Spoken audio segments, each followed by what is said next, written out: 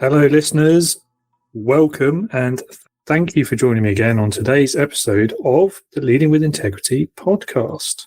Today, we're going to be talking about all things leadership. We're also going to be paying special attention to how managers and leaders can help their people adapt post-COVID with what hybrid working looks like, how to best manage it, and how to really help people through that process. I'm joined by guest Helen Tuddenham, who is a leadership coach who helps professionals with their leadership journey through executive coaching and leadership development. I'll let Helen tell you a bit more about her background in a minute, but it's a very impressive career working for one of the big four consulting houses, among other things. So it's a slightly different topic again today, and I hope you'll find it useful, relevant, and interesting. This is Leading with Integrity Leadership Talk, the podcast for first-time managers who are working in tech-driven businesses and teams and who want to be more effective people-first leaders. Each week, you will learn the crucial strategies, mindsets, and practical tips that successful modern leaders follow to be engaging, ethical, and authentic managers who get the best from their teams. And we'll achieve all of this via weekly conversations with leaders, with leadership experts, entrepreneurs, and business owners, people who have already walked this path and have some amazing insights to share, with an added sprinkling of occasional solo episodes and some group chats where we'll have multiple guests. My name is David Hatch, and I will be your host. And leadership has always been a passion for me. After a career spent in a series of small businesses during 15 years in the aerospace industry, 5 or 6 of those at the end of that career were in a space startup in the UK, so trying to launch satellites into orbit, very cool stuff. And through all of that experience, I learned that the secret to successful management is in the ability to apply great leadership. And in turn, the secret to great leadership, it's all about your integrity, putting people before profits.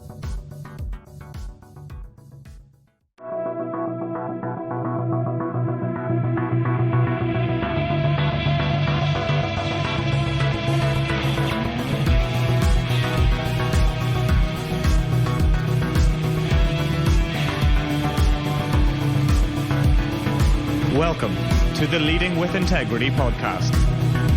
Leadership talk for the modern manager. With your host, David Hatch. Helen, thank you for joining me this afternoon. No worries. Nice to see you, David.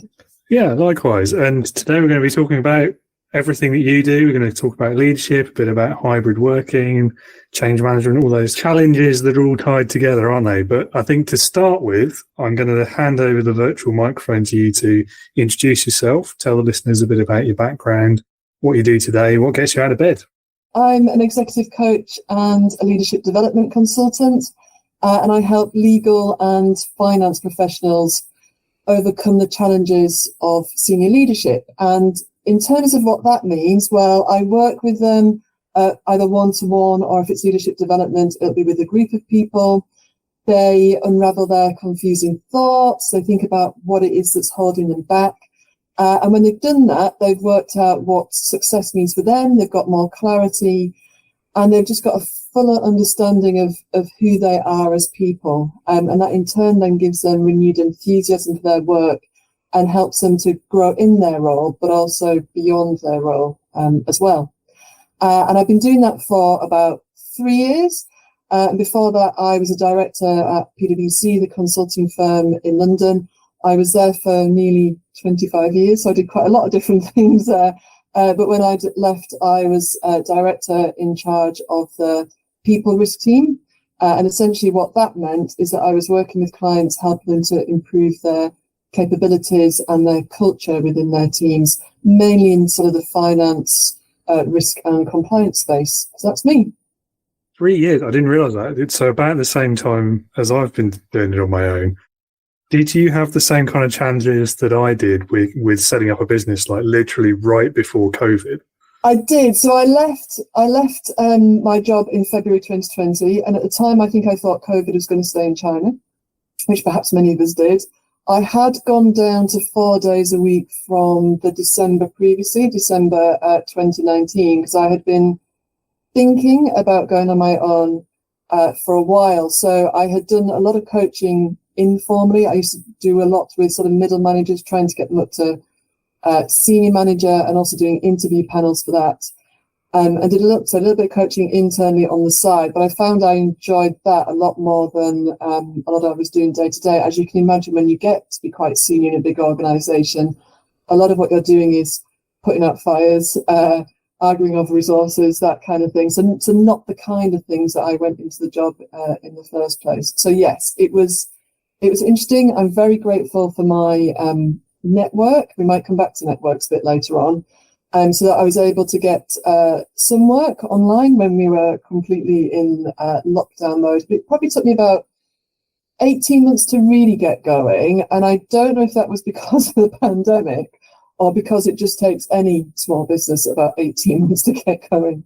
Yeah, I often wonder that myself, actually. I joke that, the business has been going for 3 years, but with the COVID of it all, really, I feel like I'm only 6 months in sometimes. Yes. Yeah, it was a funny old time, wasn't it? The experiences of those last few years, it's really shown us how much more crucial effective leadership has become during kind of ambiguous and challenging and changing times.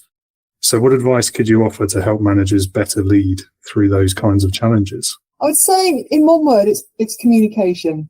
So I actually was coaching someone yesterday who's with a different one of the big four, and we were talking about this because the general conversation was about his leadership style and how he could achieve it more consistently, but he kept mentioning the word clarity. And so I said to him, I reflected back, you've mentioned this word quite a bit, what do you mean? And we had this discussion actually around clarity is quite rare to get these days, just because of the sort of fast-paced environment that we're working in, that kind of thing.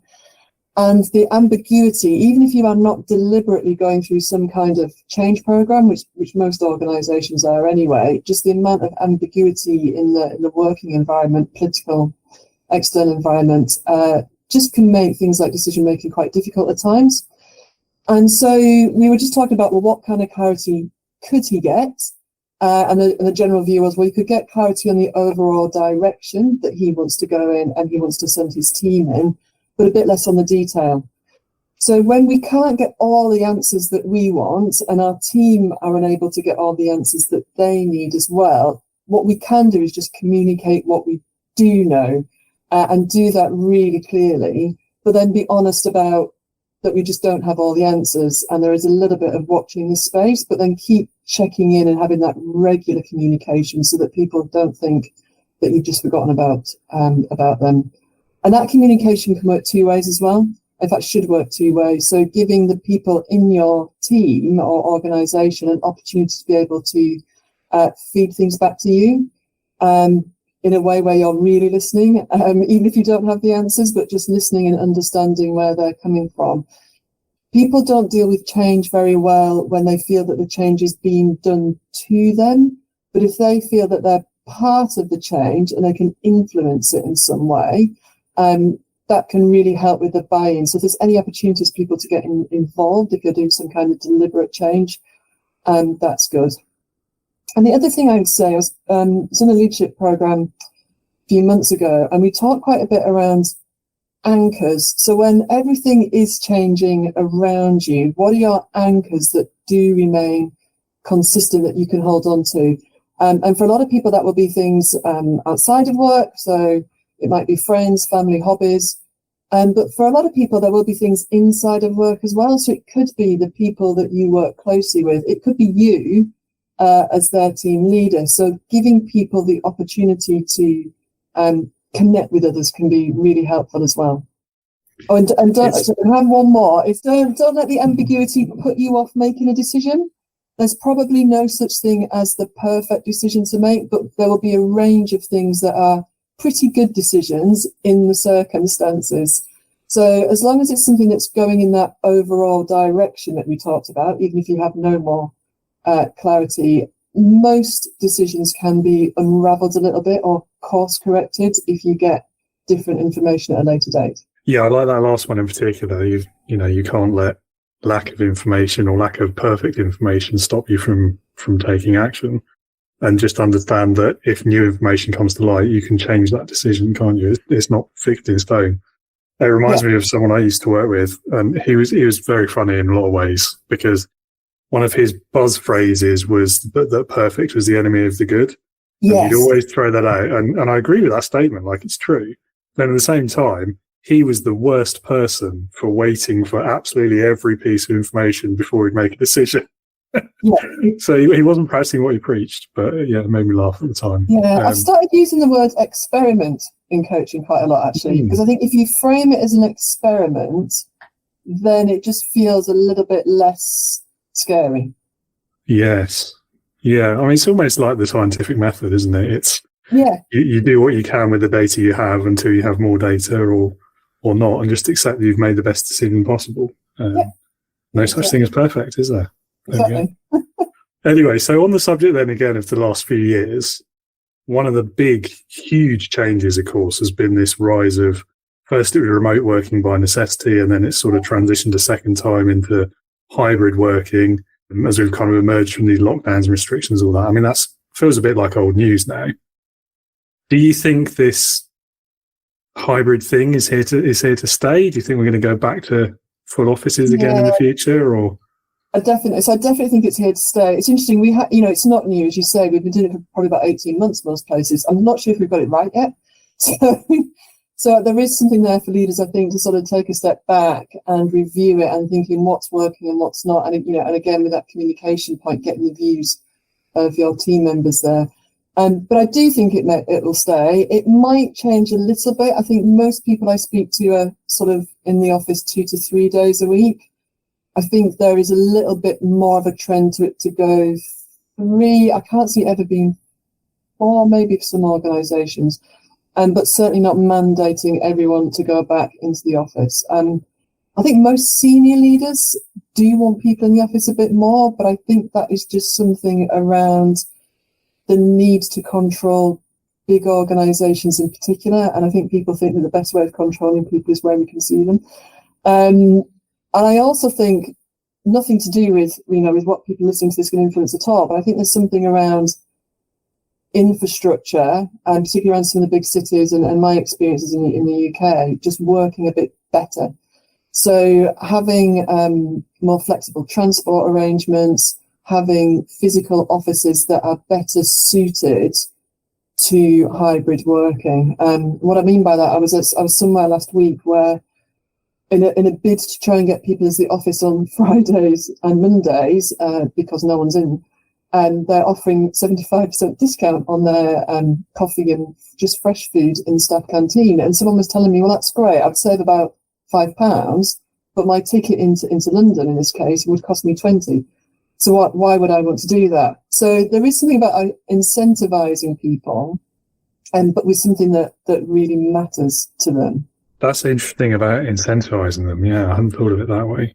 I think there's so much contained in such a relatively small word that is hybrid, isn't there? I mean, it's more than just work from home versus work from the office. It's when you're at the office, how does the office work? What's the design, the architecture of the building looking like? How are desks distributed? Where do people sit? All of these things.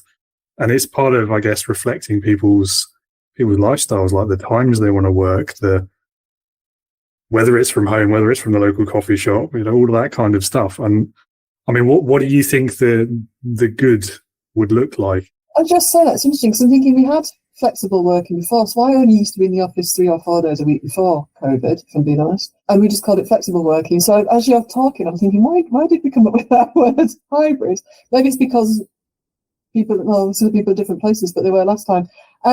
So I think what I have seen well is where organisations have mandated as much as you can ever mandate anything specific days. So there are days when might not be the whole organisation, but the whole team is expected to be in the office. And then other than that, you can do whatever you want. And that could be once a week or once a fortnight. What they've then done is made sure that the time in the office is used for the right things. So if you think about where hybrid doesn't work, it tends to be a lack of trust, particularly where people have joined the organisation the last 2 or 3 years. And the last 2 or 3 years has given rise to quite a lot of churn in some teams. There was some research I read that was talking about social friction. And what that's saying is that because there's a lack of trust, just because people feel they don't know each other very well, and people are reluctant to ask for help. And that could be direct reports who are struggling and looking to their line manager for help, or it could just be getting help from peers on a particular project or to pick people's brains. So they either don't know who to speak to, or if they do, they're just a little bit worried because they don't know them so well and how they would react. So those days where everyone is in the office, if you can use that for connections, and that might be about having team meetings, but it's not having team meetings to then show a PowerPoint presentation about the quarterly results, which you can just email. It's about getting people to know each other better and just accept the fact that on those Wednesdays or whatever it is, there might not be a lot of work done because people are busy having those, ad hoc conversations that will help with, productivity and innovation and growth to your business in the future. And there are ways you can do that online as well. So you can, I've known places that randomly pair people up and just say, get together for 30 minutes online with coffee and just share your wins of the week or your success stories or some projects that you're working on at the moment. It's funny, isn't it? There's people there in the workplace now who have never physically sat in the same room as people they work with. Yeah. It's like the COVID generation of kids who never went to school for 2 years. I wonder if that's your first job and that's your only experience in the workplace, I really wonder what that must be like. I can't answer that, I suspect. Yeah, no, I agree. And I think most organisations are better at saying, okay, I was working at one earlier in the year where they're like, if you're a new graduate or a new joiner, you have to be in 5 days a week for the first 2 months, or at least 4 days a week, and are being quite strict about it because of that learning. I think they used to call it sitting with Nelly many years ago. So learning from being alongside of people. What you need to make sure then, though, is that you've got enough of your senior staff in, so they've got actually someone to observe and learn from. So I think I've seen that work well. I've also heard of what I think people are getting used to still, and I'm one of these, is very big. So I do a lot of leadership development events. I was at one at the end of last year that had 150 people. And I'm not particularly COVID cautious, but I felt a little bit weird, actually, just because I'd never been with so many people in one room that had quite a low ceiling. So it was quite noisy. And then someone else who's at a different organisation, they'd had a similar conference just before Christmas, and it was for their first 3 years of pre-qualified accountants, and they were saying that people were finding it quite difficult. So even if you're able to manage in a 4 or 5 people in an office somewhere, when you get big groups of people together, there is still some nervousness there. Yeah, not in a work context, but I went to the Star Wars celebration in London a couple of months back, and I had that exact same experience. I mean, I wouldn't say I've not been COVID cautious, but that was certainly the first big event I'd been to since the pandemic, and they overbooked it as well. And it was quite unsettling for a little while when you're queuing up for 2 hours to get in and you're just literally in this giant warehouse full of people and nobody was wearing a mask. And you're just sitting there thinking, is this not the best idea? Yeah. And before COVID, you might find yourself having conversations with the people in the queue, or, at this conference I was at, we had to queue up for our lunch. Whereas I think some of that has gone a little bit, so that just striking up conversations with near strangers, because I think what automatically the phone comes out and we're either checking our emails because we're really busy or because we're a little bit nervous about social situations, or there might also be something around, I was thinking about my children in particular, that generation has just grown up with a smartphone in their hand anyway, and so then that's what they naturally turn to if they're not feeling super confident. Yeah, we see a few things, the social media posts, a few of the headlines kind of bemoaning the loss of that social connection and the interaction and how vital that is for the workplace. And yeah, I can see that. And I do think face-to-face interaction is difficult to replace. But then I also think this is still a face-to-face interaction, isn't it? It's just we're doing it remotely. So it's just a different method of achieving the same thing, I think. But Maybe I'm biased. I think I most of my coaching is still online, which is something I was surprised at when we sort of came out of the end of COVID. Even people who live quite near me, and I think it's just the convenience of it. Certainly one-to-one. One-to-many is a bit trickier, so I'm glad most of my more leadership development work is face-to-face. But yeah, certainly one-to-one, I think you can have a really good connection online. It makes me think as well about how you build an organizational culture virtually. And again, it's the similar things, isn't it? It's all those little interactions, the touch points, the feeling like you're being enveloped, you're becoming part of an organization. And that is extremely difficult to do digitally. Yeah, it is. I mean, we used to have a term when I was doing culture work around moments that matter.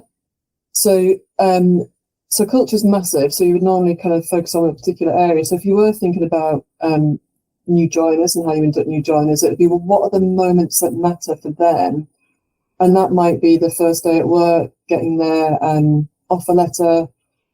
And it's trying to focus on those things, take the culture that you want and the values that underpin that, and think, if care, for example, was one of your values as an organisation, what would care like when I'm writing a letter to say, congratulations, you have, you've got a job with us and we'd like you to start on this date. What would care look like when it's your first day in the office? And that might be having a buddy. It might mean having a pass ready and waiting for you, so you're not feeling a little bit awkward in front of security, that kind of thing. What would be your top tips then for leaders to better handle that hybrid dynamic and make sure that all their people get the most out of it and they don't feel isolated? Yeah, I was listening to a podcast, not podcast, it was like a webinar thing about this last week actually, and there was a really good phrase that I can't take credit for it, but they were talking about the dangers of micromanaging, and she was talking about the difference between checking in on someone and checking up on someone. And I just really like the way she phrased it, because I think there is something around, if we're not seeing people, we want to make sure they're getting on okay, and that's fine with that. And that's sort of checking in on someone. But checking up on someone is comes from a place of we're assuming that they're not doing what they're supposed to. And so both of those things might involve, a weekly catch-up or a daily catch-up, but just think about what's the purpose of that, and what are the questions that you are going to ask, so that you're coming from a place of trust and of curiosity, wanting to hear from the other person first. I think that we probably are doing a little bit of micromanaging at the moment. I think to some extent we had to in the pandemic, just because it was such a crazy time and a lot of people hadn't been used to working from home. We knew that people's home lives might not necessarily be going very well either. They might be driven with homeschool or people who are sick. And there was a need probably for more frequent touch points. It's once you get into that habit, it's quite easy to stay in that habit. So I think now there's something about what's the complexity of the task this person is doing, what's their level of experience, and therefore what's the right amount of management for them. And you only really know that by having an open conversation at the beginning about asking them whether they're comfortable with their work, what experience they've done, that kind of thing, particularly if it's a new team member. The level of experience, I think, is key. I think taking that one-size-fits-all approach to this sort of thing is where most of those micromanagers go wrong. And micromanagement, I think, is one of my pet peeves, always has been. But I feel like it's something that didn't necessarily get worse or more prevalent because of the pandemic. It just became different. So you read some of these things like about employers installing monitoring software on people's laptops and that kind of thing. That's definitely checking on people, not definitely checking up on people, not checking in with them. I think that's it, isn't it? It's anything where you're creating that impression of looming over someone's shoulder versus just asking how they are and having a conversation. It's about empowering. So there's always a mix of sort of supporting someone and giving them autonomy, and trying to get the balance right there is really tricky unless you know the individuals in your team well, which I guess is one of the first things that we should be doing as leaders. Definitely. Yeah, I think that's part of a leader's job, actually. You're never going to know how best to manage an individual if you don't know anything about them, are you? So all of this really leads quite nicely into the next question, I think, which is how do you think the role of the manager has changed in this, let's call it jokingly, new world? Or maybe it's not much of a joke, actually. Yeah, I think there's a lot of people still struggling post-pandemic. And I think it's also more acceptable now to say that you're struggling. Maybe there was just as many people struggling before, they just didn't feel they could say it. So I feel now it's talked about a little bit more. My friends who work in large organisations will anecdotally tell me that people possibly make excuses that they did before. So whereas there was always a bit of a, I've got a cold, but I'm still going to come in and give my all today. There's a little bit more. I've got a cold. I think I'll just have a duvet day. So there's a lot more genuine struggle with people, and a lot more perhaps people who have been a little less productive than they could be, and sometimes there's good reasons behind that. I was had lunch with a friend who's just got a new job, and out of her 8 direct reports, 5 of them have got some kind of health issue. Most of them mental health, but not all of them, which means that they're not able to work full time, or at least full time productively at the moment.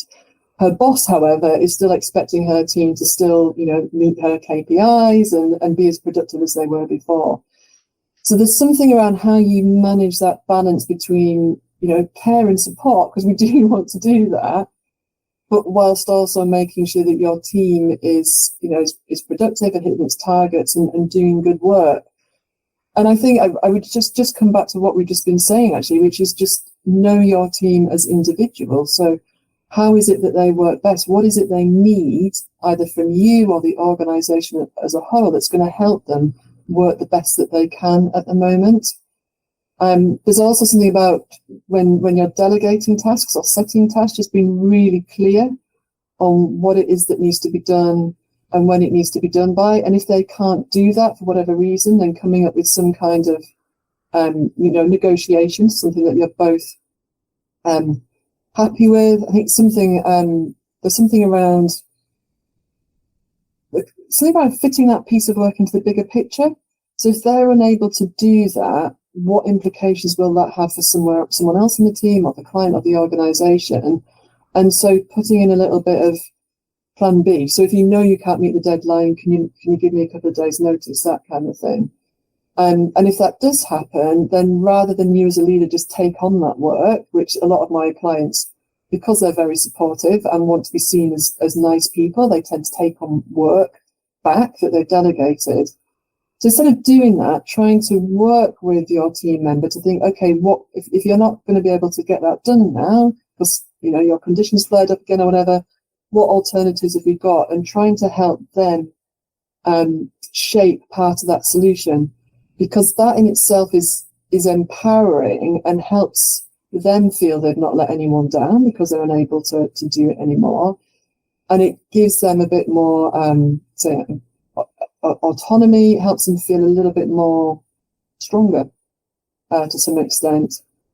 And then the last thing I'd say is, don't forget that you're not on your own. So you have an HR department, most larger organisations will tend to have some sort of occupational health department. So use the experts around you to help make sure you have good quality conversations with your people. Do you think the narrative has sort of changed as well? You mentioned about the sick leave thing. So, from my early career, it was always, even if you just had a cold, you would be expected to come into the office. If you had a stomach thing, don't care, come to work, you can still work. You don't need your stomach to type, that sort of silly responses. Do you think that's flipped a bit on its head now? Do you think managers now are a bit more understanding about illness? They're more willing to, just say, yeah, look, you're ill, you're not working. Another one of my pet peeves, I have to say, you're sick, it's contagious, come to work anyway. Before the pandemic, there used to be a not very good compromise that I used to see a lot, which was, and actually it wasn't coming from the managers, it was coming from the individuals themselves, which was, I'm not feeling very well, so I'm going to work from home. And sometimes that worked fine, because say you had COVID, but you had a very mild version of COVID, you probably could do a bit of a 9 to 5 of, maybe not real brain powered work, but you could do a sort of a 9 to 5 maybe some of the simple tasks on your list, but you definitely would not want to be in the office, and you certainly wouldn't allowed to be in the office. I think that became the default to some extent. So a lot of people who really were not well would say, oh, no, I'll work from home. And then I would be occasionally having phone calls with them.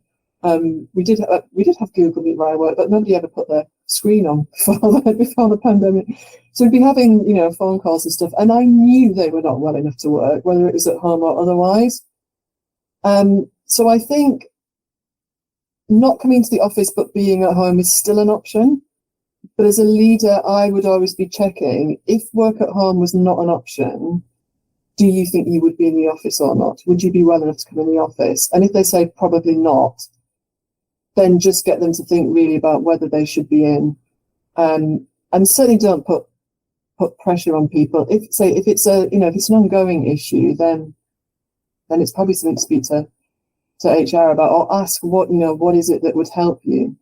Yeah, I think I mean, it's been a while, but I like to think I was the same. For me, it was always a question of trust. So if someone tells you they're too ill to work, I would take that at face value until I have evidence to the contrary.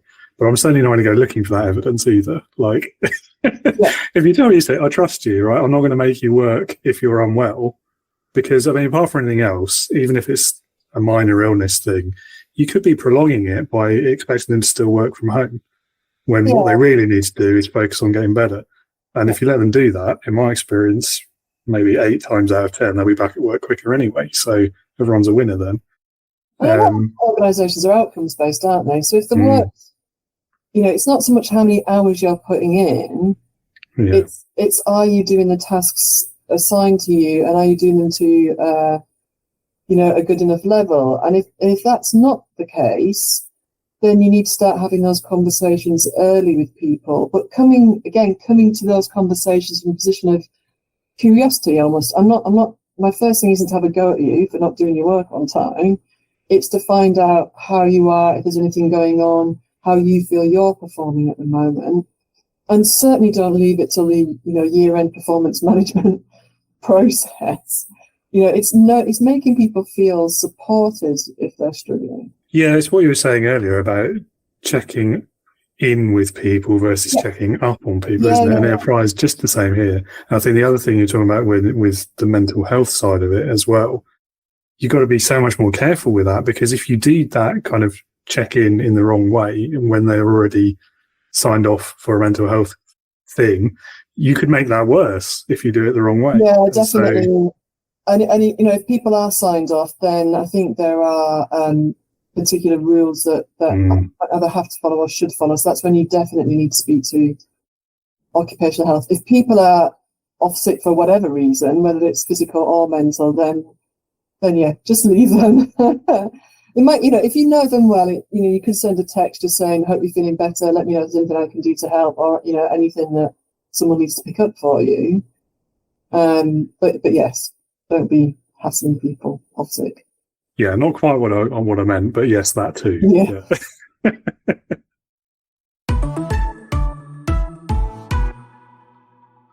Okay, let's go on to some of the questions then a bit more specifically about leadership. Yeah. I mean, that's pretty much what we've been talking about anyway. But so my first question on this one is, what has been your own best experience of being led? That's a really hard question, and if I say that, you might think I've not had many good experiences of being led, and that's not the case. Because I worked in a consulting firm, it was a matrix, so I did have a line manager. But actually, every job I was on, I was probably working for someone different. So I've had lots of different people that I have been working for in my time. And I think when I was more junior, it was about somebody who would take the time to sit down and coach me through what I was doing, rather than just tell me, this is what needs to be done and look at last year's file. But actually somebody took time to coach me, to talk about the wider context of the piece of work. And yes, that does take more time, which is one of the issues I think leaders have with delegation, or effective delegation coaching, is it does take longer. I think as I've been more senior, it's people who've had my back, really. So there's been a couple of times where there's been an issue with a client, and the either the partner I was working for, or if I was the more senior person, then my line manager would be there for support. And that's not to say that if I've made a mistake, I get away with it. I learn from that. And, there probably are some kind of consequences. But it's the fact that, A, it's not kind of dwelt on, so it doesn't keep being brought up. But actually, they're there for the advice in terms of how do I unravel this mistake. And if it's appropriate, they might have a quick word with the client as well. So, so people have had my back, really. Yeah, I think in my opinion, you've hit two of the primary things of being a leader and the responsibilities of that job. It's you've got to look after your people, firstly, which you've said. And then this whole piece around giving people the context for what they're doing.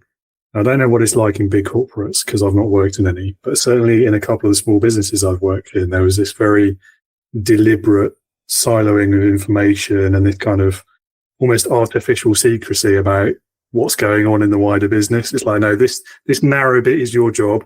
I want you to do that task. I'm not going to tell you why, what for, what the impact of it will be if you get it right or wrong. Just go away and do it because that's what I've told you to do.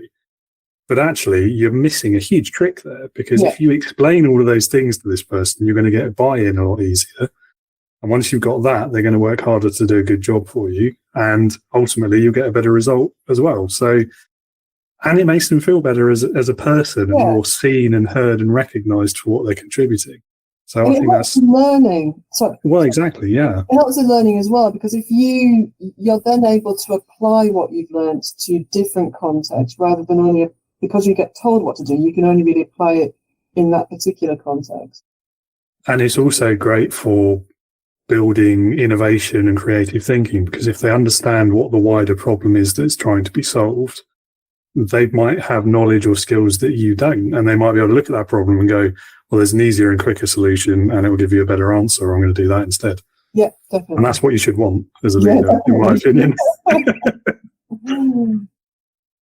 Okay, so the opposite question then, I guess, which is, what's the biggest mistake you think a leader or manager can make? I think we've probably covered it already, actually. I think it's that making assumptions about the person in front of you. So either that they can't be trusted, or that we're just assuming that because they look a certain way, or they're a particular age, or they've just joined the organisation, that they may know this, but they won't know that.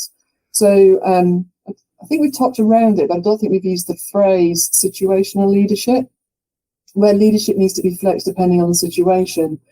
But you can only make the right choice in situational leadership if you're clear on the task and the complexity in the situation, and you're also clear about the person in front of you, what their strengths are, what their development areas are, their knowledge, their skills, their expertise, their experience. And you only know that by getting to know the people in your team. And it's probably easy for me to say that because I'm quite an extrovert. I like just chatting to people about anything and everything. I know that not everyone is as comfortable in that space, and particularly talking about things outside of work.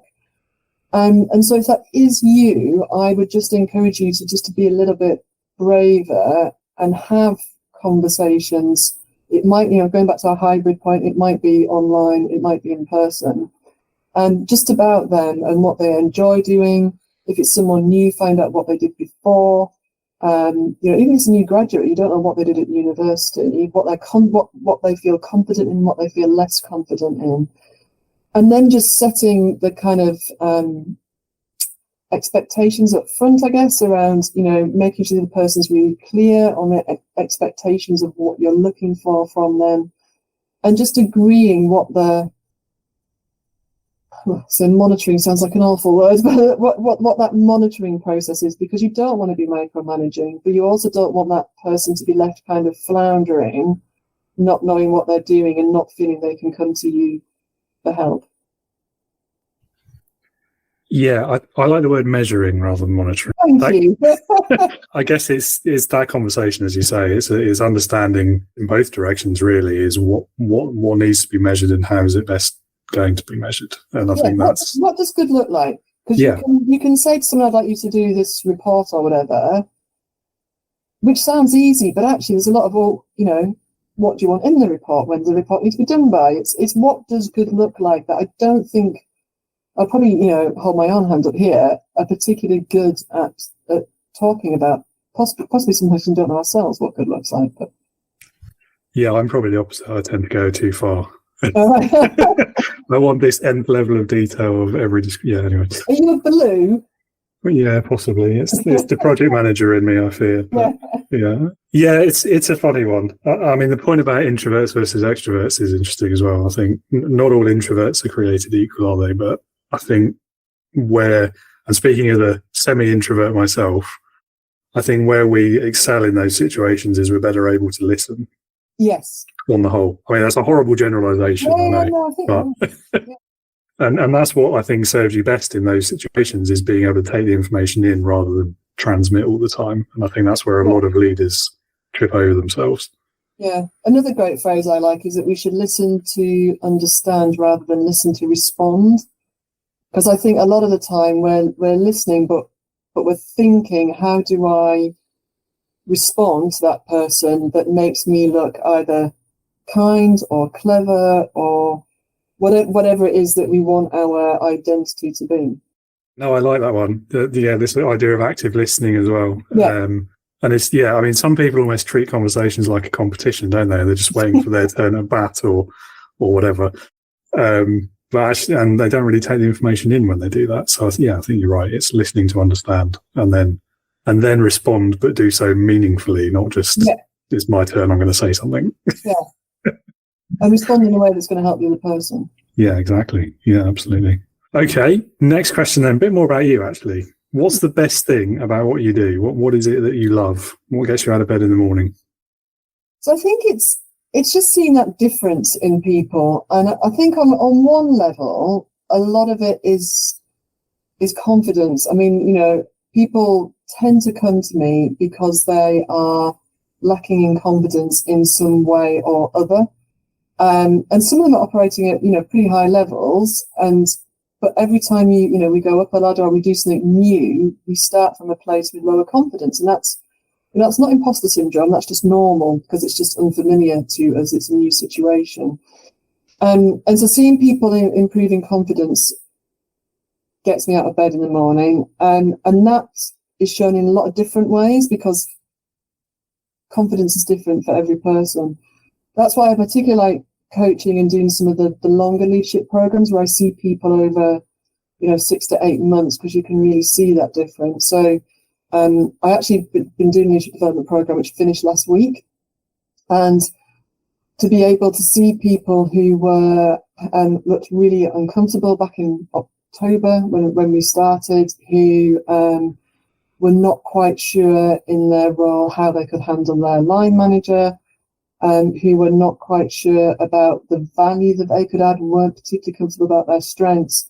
And then to see them last week where they were presenting in quite a big group, they had some sort of actors in who were getting to go out their comfort zone and actually feeling quite comfortable doing that, being a lot more assertive. That's brilliant.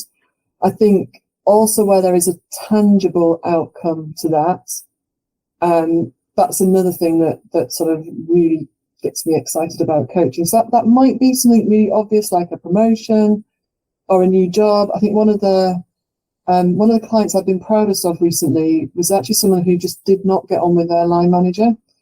And that was the biggest thing that was spoiling her enjoyment at work, actually, and actually making her want to leave what otherwise would be quite a good job.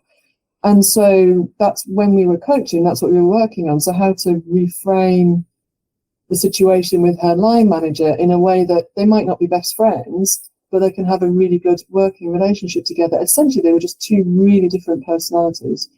But working through that gave her a lot more confidence because it made her feel it's not me, it's just a bit of a personality clash.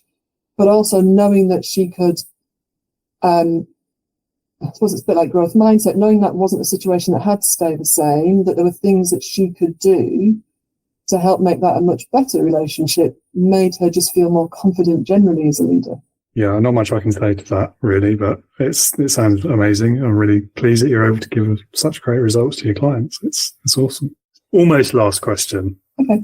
I like this one. If you could go back in time, let's assume time travel has been invented, I wish.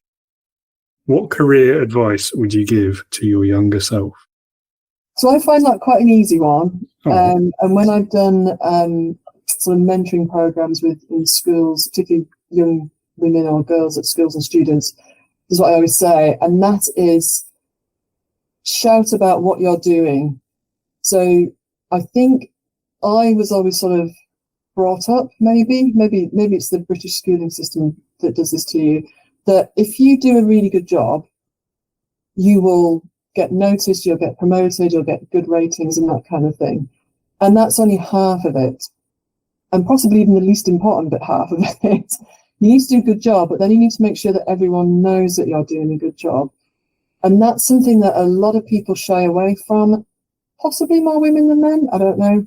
And because they feel like they're boasting, it makes them feel like they want to be the centre of attention.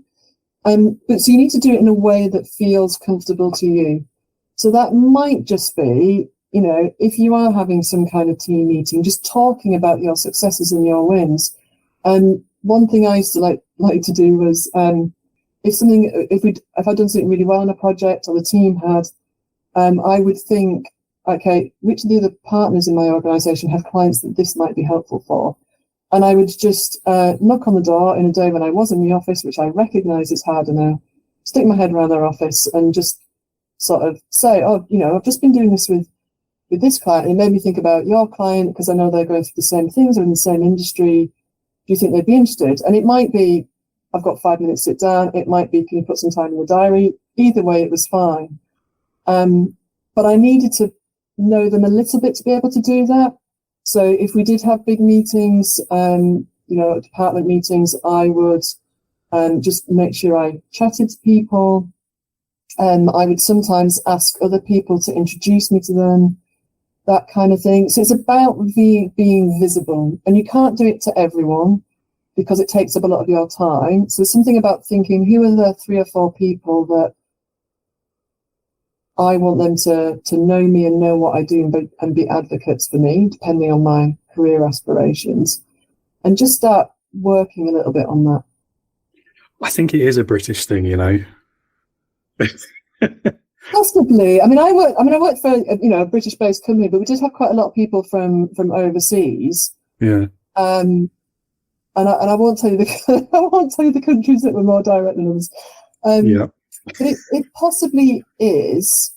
I think sometimes we're actually okay with it. We just don't know that it matters.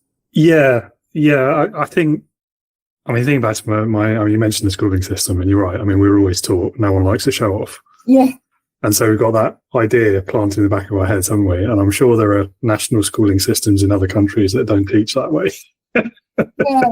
But I knew at school, if I did a piece of work, I know the teacher had to mark it. Mm. So, if a teacher had 30 people in the class, whatever, they would know how good I was because they would have to look at everything I do. And particularly in the kind of organisation I worked with, which was a matrix organisation, my line manager, I very rarely worked with my line manager. So I would work for 5 or 6 different people over the course of the year, some of which were a completely different part of the organisation. And I had to make sure that they were all advocating for me. And it was particularly important when I went for director promotion. That was, I had to have written advocacy statements from people. But even to get into that promotion process, people had to be talking about me in a positive way. I mean, the whole self-promotion thing, it's a double-edged sword sometimes, isn't it? I think it means different things to different people as well. I think a lot of people equate it to the worst kind of office politics and the kind of look at me mentality. But then the way you've explained it from your experience, it's a necessity, isn't it? So yeah, it's a tough one. I don't know what side of the fence I'm on with that one, to be honest. I wrote a blog a couple of years ago, which was how to self-promote without losing self-respect. And that was the kind of thing I talked about there, sort of in terms of just doing it in little ways and speaking to people, not in terms of, I'm just going to tell you about this, actually phrasing it in a way that makes it look like you're trying to help the other person, or in my case, it was that other person's client. And sometimes it was, sometimes I would have more formal opportunities where we were, there's like, who's had a success this week type thing. A lot of people get around it a little bit by talking about we and the team quite a lot, and that's fine if it makes you feel less self-conscious, but you still need to say what your contribution was. Otherwise, it's less about you and more about the team. Yes, it's an interesting one. I don't know. I'm trying to think back to how I did it when I was manager, and to be honest, I think I never, certainly not within the organisation, I would never have gone out and said, "Look what I've done." It was always, "Look what the team's done." Yeah. And that's always been my preferred approach, and I do think that is important as well. Yeah, something for me to think about. Yeah, it's look what the team's done, and it might be something as simple as, and I'm really glad that I made sure we had the client on board right from the beginning, because we then won their trust really easily. Something as simple as that. It's probably more of an issue in bigger organisations as well, I have to say. So in a smaller organisation, you only work for the same person and they only have 3 or 4 direct reports. It might be less of an issue. I don't know. I think the office politics bit becomes more at the fore in a smaller organisation. There's less of the grey for you to hide in and be absorbed by. Office politics is a subject for a whole new podcast. Oh, isn't it? Isn't it just? Yeah, I don't know if I've got the time to cover that in real detail, or the inclination, if I'm honest. Anyway, no, I'm gonna find that blog though, because that sounds like it's hit the nail on the head with the problem that we're talking about there. Yeah, I can send you a link actually. Yeah, please do. Leadership Heroes. We're almost out of questions. Last question. Another one of my favourite questions, actually, and I call this one Leadership Heroes. I'm hoping you've got an answer prepared, because I know you've listened to a few episodes before. Mm-hmm. So if you had to pick a person, any one person, they can be alive or dead, past or present, real or fictitious, who in your opinion would perfectly embody leadership, who would that be and why? I thought I'd answer this, and then I realised I don't think he's perfectly embodied leadership. He's more perfectly than anyone else I know, and it's a fictitious person, which might say something. And I don't know if you've had this or not on your podcast, certainly on the episodes I've heard. But when I was a young professional, let me say, I used to be really into the West Wing. And Jed Bartlett, who was the fictitious president in the West Wing, to me, was the best leader I've seen. And I think, so some of the things he did, I think particularly pertinent at the moment, was that he said sorry when he needed to, and he took responsibility. And I think there just seems an epidemic at the moment, not just in politics, about not saying sorry, or saying sorry in a way we don't mean, or not changing our... So I think sometimes you can change your mind for the right reasons, and you just need to own up and say, we talked about imperfect information before. Actually, we've now had new information. I've changed my mind on my decision. And people don't do that, and they go with a decision that's now not the right decision. And maybe that's because of the backlash they'll get in the public. I don't know. So he took responsibility. I think he was really good at understanding people, and he was just very wise. So there's something around understanding all the different bits of something and asking people's opinion, but then still making a decision. So we talked a lot about, communication and getting points of view from other people. The danger of doing that is that you end up not making a decision, or you try and get everyone happy, and you can't do that. So he had the right balance of decisiveness and consultation, I guess. And just the negotiations that he had to do, the American politics system fascinates me. I only know it through fictitious stuff. But just having to balance the needs of everyone. And he did that well, because he really understood where people were coming from. I think the thing that stopped me from thinking he was perfect was I remember that right at the end, I don't know if you watched it, West Wing. Yeah, at the end, big fan. He was diagnosed with it might have been ME or MS or something like that. Yeah, MS. And he decided to hide it from the American public because I think he was running for re-election. And in the end, he did come clean. But the transparency that he'd always showed, I felt, through his presidency kind of just fell away a little bit at the end there, probably because it kind of told you what was the most important thing to him, and that was about getting re-elected. That's a funny one. So he would actually be on my list as well, because I have a short list in my head just in case somebody asks me in return, because that's happened a couple of times. So I know I'm always prepared. And he's on my list. And it's interesting because I rewatched it recently, and the bit about him having MS, because I'd remembered it initially the same way you have, but actually he'd had it from the beginning. And he'd never told the public. So even before he was president, he knew he had it. And then the reason he went public with it was because he wanted to go for re-election, and he felt finally the weight of guilt of the secret. He had to come clean. And I think that was kind of his biggest flaw as a leader, actually, was keeping that secret and being transparent. And that's interesting, because I'd forgotten that bit, because I haven't watched it since I originally watched it. Yeah, and it was a lot earlier in the series run as well than you might think. I think it was like the second or third series that came out. Yeah. Because I think he'd done 2 complete terms, hadn't he, by the end? Yes, yeah. But I think the other thing I really like about him as a leader is 2 things, actually, is he manages to have this kind of the wisdom that you're talking about, but also the depth of knowledge. Yeah. So he's obviously very intelligent, but no, not disparaging any intelligent people out there, but I find quite often intelligent people can get lazy in the detail, but he didn't. So he would go into the depth of subjects. He'd make sure he would go into a meeting and he had read everything that was available to him. He would know everything as well as the expert in the room. And then the second thing I really liked about him was the courage of his convictions. Yes. So he would stick to his guns when it really mattered. And there's a couple of standout moments, like the one with the whole religious angle, and again, American politics. But I don't think I've ever seen or read about a real president doing that in the way that he did it.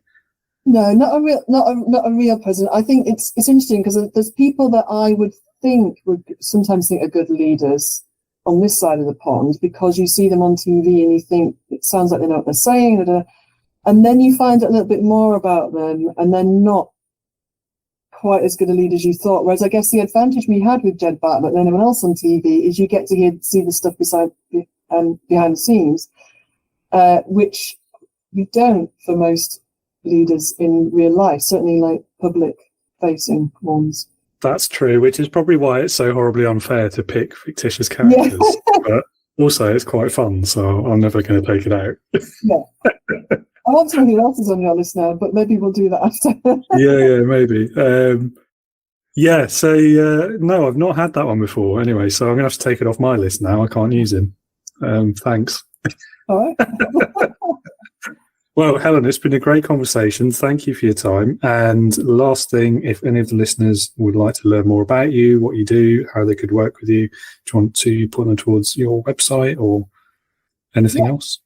So my company is called Helen Tuddenham Consulting, and the website is just helentuddenhamconsulting.com. I'm glad for having quite an unusual surname, actually, because if you just type Helen Tuddenham into a search engine, you'll either find my LinkedIn profile on my website. So that's the easiest way of finding me, and all my contact details are on my website.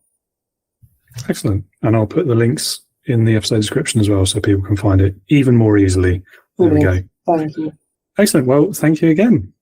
Thanks, David. I really enjoyed it. Yeah, me too. It's been great.